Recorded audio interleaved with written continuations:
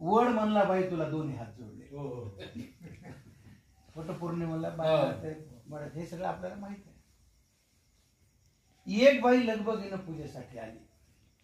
एक बाई लगबगीनं पूजेसाठी आली. भक्तिभावाने वडाला चक्रा मारू लागली. भक्तिभावाने वडाला चक्रा मारू लागली. वड देवा पूजा पदरात घे. वड देवा पूजा पदरात घे. जन्मोजन्मी पुन्हा मला हाच पती दे. जन्मोजन्मी पुन्हा मला हाच पती दे. आश्चर्याने वडाने विचारलं, हाच नवरा पाहिजे? आश्चर्याने वडाने विचारलं, हाच नवरा पाहिजे? काही मन बाई तुला खरंच मानलं पाहिजे. क्या बात आहे. काही मन बाई तुला खरंच मानलं पाहिजे. त्याच्यावरती बाई म्हणाली, काय करणार वड दादा? खूप विचार केला. काय करणार वड दादा? खूप विचार केला. हाच नवरा राहू दे म्हणून आतून आवाज आला. हाच नवरा राहू दे म्हणून आतून आवाज आला. एवढे दुर्गुण असून सुद्धा त्याचीच निवड केली. वड म्हणायला एवढे दुर्गुण असून सुद्धा त्याचीच निवड केली.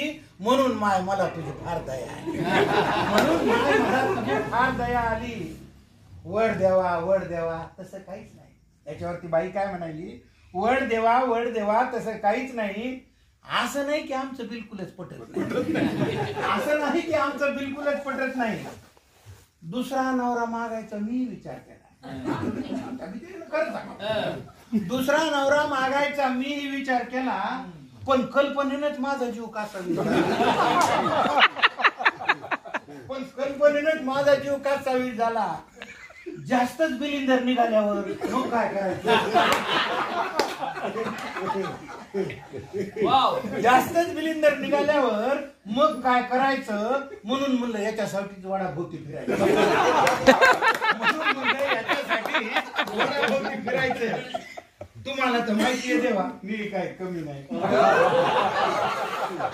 तुम्हाला तर माहिती आहे देवा मी काही कमी नाही. बिचाऱ्याच्या डोक्याला केस सुद्धा ठेवला. मामा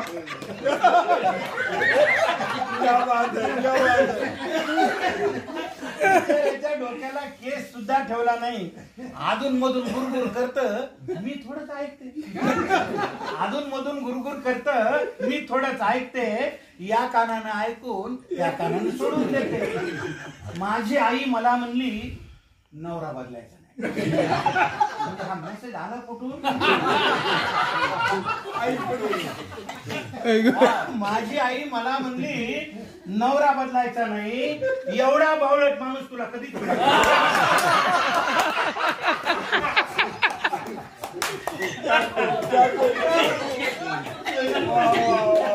माझी आई मला म्हणली नवरा बदलायचा नाही. एवढा बावळट माणूस तुला कुठेच मिळायचा नाही.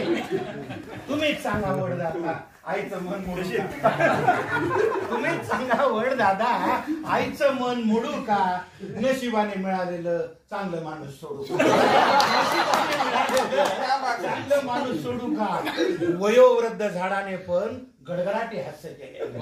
वयोवृद्ध झाडाने पण गडगडाटी हास्य केले. वड म्हणला बाई तुला दोन्ही हात जोडले. वड म्हणला बाई तुला दोन्ही हात जोडले. शेवटचं कडवं ज्याच्यासाठी कविता न विसरता दरवर्षी पूजेसाठी येत जा. वड काय म्हणा, न विसरता दरवर्षी पूजेसाठी येत जा. झाडासाठी आयुष्यातला थोडा वेळ देत जा.